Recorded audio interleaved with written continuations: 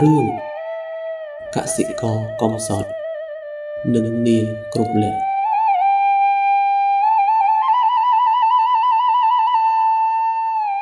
កាលពីព្រេងនាយមានភូមិមួយស្ថិតនៅពាកនឹងជើងភ្នំដែលសម្បូរទៅដោយព្រៃឈើនិងដីស្រែចម្ការក្នុងភូមិនោះមានបុរសកសិករម្នាក់ឈ្មោះអាទិត្យជាក្មេងកំព្រាឪពុកម្ដាយតាំងពីតូចគាត់រស់នៅតែម្នាក់ឯងក្នុងខ្ទមតូចចាស់ទ្រុឌទ្រោមមួយដោយពឹងផ្អែកលើការធ្វើស្រែចម្ការតូចមួយដុំអាទិត្យជាមនុស្សល្អឧស្សាហ៍ព្យាយាមនិងមានសេចក្តីអត់ធ្មត់ខ្ពស់ប៉ុន្តែទោះបីជាគាត់ខិតខំយ៉ាងណាក៏ដោយក៏គាត់នៅតែក្រលំបាកដដែលព្រោះទិន្នផលស្រែរបស់គាត់មិនដែលបានផលច្រើនដូចគេឡើយពេលខ្លះត្រូវរាំងស្ងួតពេលខ្លះទឹកជំនន់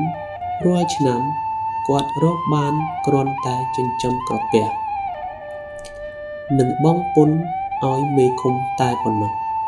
អ្នកភូមិខ្លះអាណិតគាត់ខ្លះហៅគាត់ថាអាទិត្យកំសត់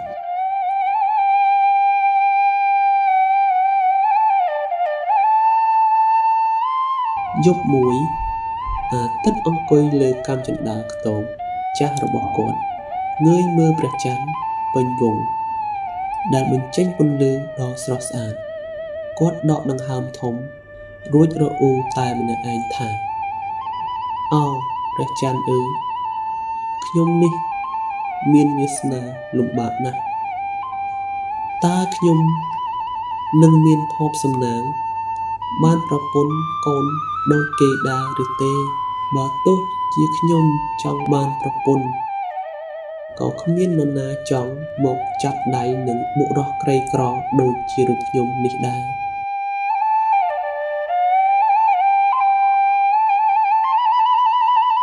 ខណៈដែលគាត់កំពុងតែរអ៊ូស្រាប់តែមានពន្លឺមួយបាញ់ចេញពីព្រៃរបស់ដែលនៅជិតនឹងខ្ទមរបស់គាត់អាទិត្យភ័យផងឆ្ងល់ផងក៏ស្ទុះទៅមើល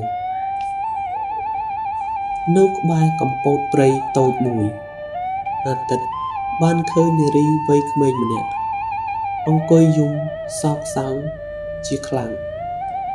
នាងមានសម្ផស្សស្រស់ស្អាតលើសពីស្រីទាំងអស់នៅក្នុងភូមិដូចទេពអប្សរចុះមកពីឋានសួគ៌សម្លៀកបំពាក់របស់នាងស្អាតបាតល្អិតល្អន់ហើយមានក្លិនក្រអូបឈ្ងុយឈ្ងប់អាទិត្យភ្លេចអស់នៅក្តីភ័យខ្លាចក៏ដើរចូលទៅសួរនាងដោយសុភាពថាអ្នកនាងតើមានរឿងអីបានមកអង្គុយយំតែម្នាក់ឯងក្នុងព្រៃនេះតើអ្នកមកពីណាខ្ញុំឈ្មោះអាទិត្យជាអ្នកស្រែនៅទីនេះនារីនោះងើបមុខឡើងទាំងទឹកភ្នែកហើយតបទៅអាទិត្យដោយសំឡេងស្រទន់ថាបងប្រុសខ្ញុំឈ្មោះចន្ទ្រាខ្ញុំជាកូនសេដ្ឋីនៅឯនាយសមុទ្រប៉ុន្តែខ្ញុំមានវាសនាអាក្រក់ត្រូវបានម្ដាយចុងបណ្ដេញចេញពីផ្ទះដោយសារគាត់ច្រណែននឹងខ្ញុំបានវង្វេងផ្លូវរហូតមកដល់ទីនេះខ្ញុំពុំមានទីពឹងអ្វីឡើយស្ដាប់ហើយអាទិត្យអាណិតនាងជាពន់ពេកព្រោះគាត់ក៏ជាមនុស្សកំព្រាដូចគ្នាដែរគាត់គិតក្នុងចិត្តថាទោះបីជាខ្លួនក្រលំបាកយ៉ាងណាក៏ដោយក៏ត្រូវជួយសង្គ្រោះនារីបរិសុទ្ធម្នាក់នេះដែរកុំយំព្រួយចិត្តអីចន្ទ្រាបើដូច្នេះសូមអ្នកមករស់នៅជាមួយខ្ញុំសិនចុះទោះបីខ្ទមខ្ញុំចាស់មែនតែយើងនឹងបានជ្រកកោនផុតពីខ្យល់ភ្លៀងខ្ញុំនឹងមើលថែអ្នកដូចជាប្អូនស្រីរបស់ខ្ញុំចន្ទ្រាសម្លឹងមើលទៅអាទិត្យ ឃើញភាពស្មោះត្រង់និងចិត្តល្អរបស់គាត់ក៏សម្រេចចិត្តយល់ព្រមតាមសំណើនាងដើរតាមអាទិត្យចូលទៅក្នុងខ្ទមតូចរបស់គាត់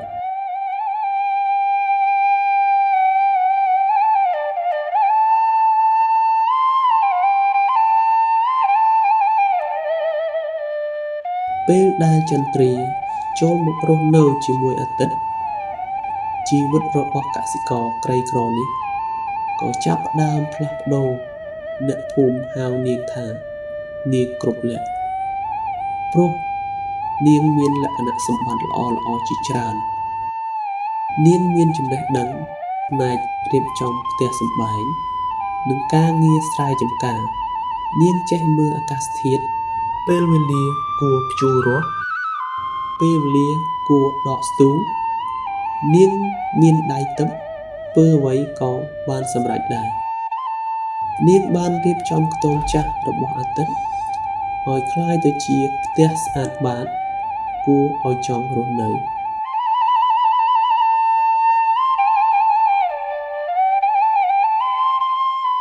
នាងមានគំនិតក្នុងការបង្កើន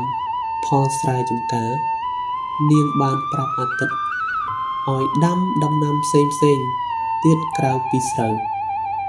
ដូចជាបន្លែនិងផ្លែឈើដែលអាចលក់ដូរបានដោយសារគំនិតនិងការខិតខំរបស់នាងចន្ទ្រាស្រែរបស់អាទិត្យក៏ចាប់ផ្ដើមបានផលទ្វេដងដីដែលធ្លាប់តែមិនសូវមានជីជាតិក៏ត្រឡប់ជាមានជីជាតិល្អឡើងវិញដំណាំនានាលូតលាស់ត្រសុំត្រសាយ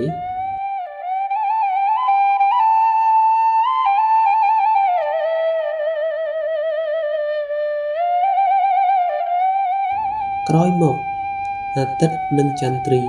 ក៏បានរៀបការជាមួយគ្នាអាទិត្យកាន់តែខិតខំធ្វើការខ្លាំងឡើងព្រោះតែមាននាងចន្ទ្រាជាភរិយាដ៏ល្អនៅចាំផ្ដល់កម្លាំងចិត្តនិងគំនិតល្អៗចំណែកឯនាងចន្ទ្រានាងបានប្រើប្រាស់ចំណេះដឹងដែលនាងបានរៀនតាំងពីនៅផ្ទះឪពុកដែលជាស្ថីមកបានយកចំណេះដឹងទាំងនោះមកជួយប្តី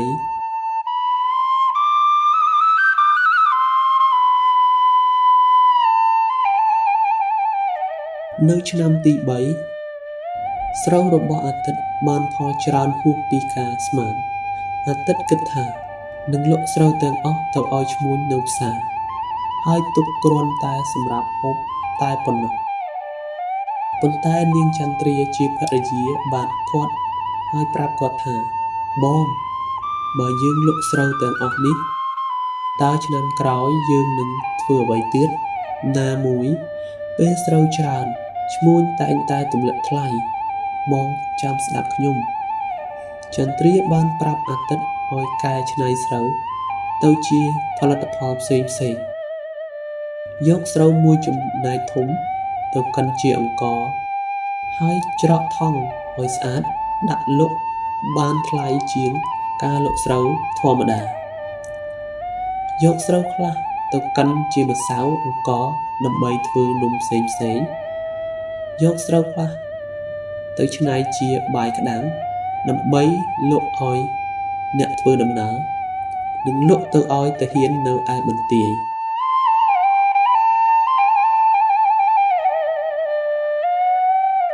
អាទិត្យធ្វើតាមប្រពន្ធទាំងអស់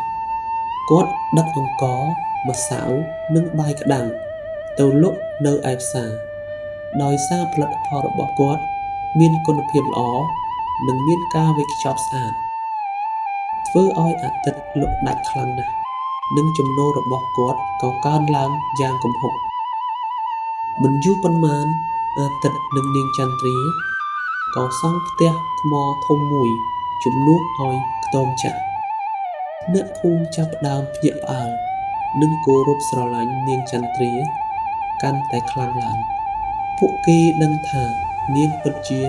នាងគ្រប់លក្ខពិតមែនដែលបាននាំមកនូវលាភសំណាងដល់ប្តីភាពមានបានរបស់អាទិត្យបានលឺដល់ត្រចៀកលោកសេដ្ឋីឆ្មើង ដែលជាស្ថិមានអំណាចនិងលោភលន់នៅក្នុងតំបន់នោះលោកស្ថិឆ្មាំងច្រណែននិងអាទិត្យដែលជាកសិករក្រីក្របែរក្លាយជាអ្នកមានក្នុងរយៈពេលដ៏ខ្លីបែបនេះថ្ងៃមួយលោកស្ថិឆ្មាំងបានបបួលអាទិត្យលេងល្បែងភ្នាល់មួយ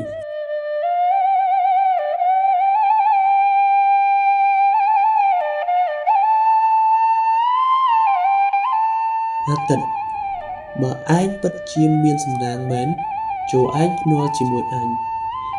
និងឯងត្រូវដើរចូលទៅក្នុងព្រៃហើយស្វែងរករបស់ដែលមានតម្លៃបំផុតបើអ្នកណារកបានរបស់ល្អជាងអ្នកនោះនឹងឈ្នះហើយអ្នកចាញ់ត្រូវលះបង់ទ្រព្យសម្បត្តិទាំងអស់ទៅឲ្យអ្នកឈ្នះអាទិត្យភ័យណាស់តែមិនចង់បាត់បង់កិត្តិយសក៏យល់ព្រមពេលត្រឡប់មកដល់ផ្ទះវិញអាទិត្យក៏ប្រាប់រឿងនេះទៅនាងចន្ទ្រាជាភរិយានាងចន្ទ្រាញញឹមរួចនិយាយថាបងកុំបារម្ភអីខ្ញុំដឹងថាត្រូវរកអីហើយ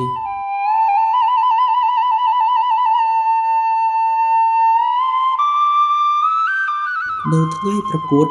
លោកស្ថិឆ្មាំងបានយកមកនៅដុំពេជ្រមួយដ៏ធំ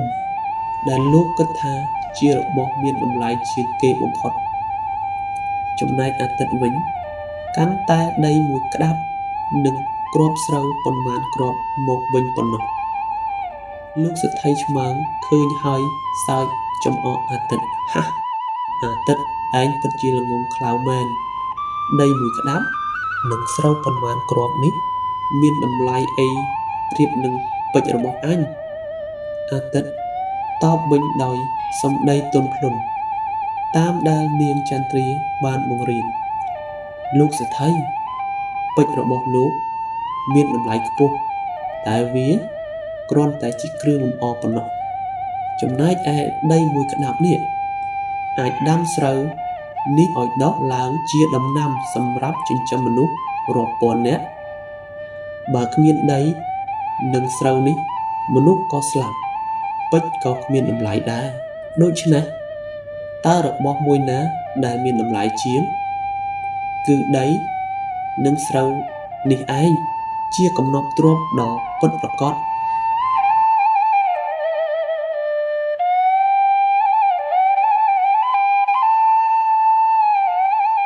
មហាជននិងចៅក្រមដែលកាត់ក្តីក៏យល់ឃើញតាមសម្ដីរបស់អាទិត្យហើយក៏ប្រកាសឲ្យអាទិត្យជាអ្នកឈ្នះលោកស្ថិឆ្មាំងខឹងខ្លាំងណាស់តែត្រូវតែគោរពតាមការភ្នាល់ក៏ត្រូវលះបង់ទ្រព្យសម្បត្តិទាំងអស់ទៅឲ្យអាទិត្យ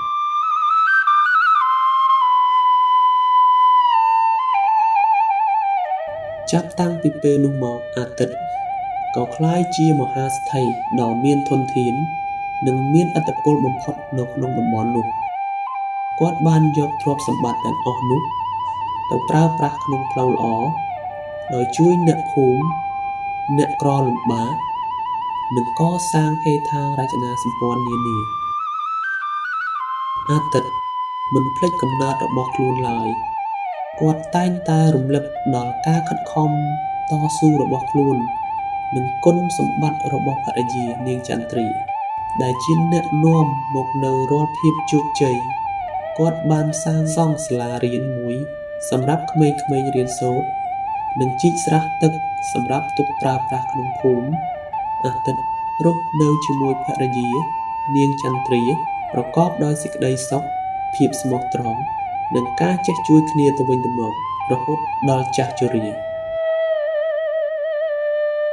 ពួកគេមានកូនចៅជាច្រើនដែលសុទ្ធតែមានចំណេះដឹងនិងមានគុណធម៌ដូចម្ដាយឪពុក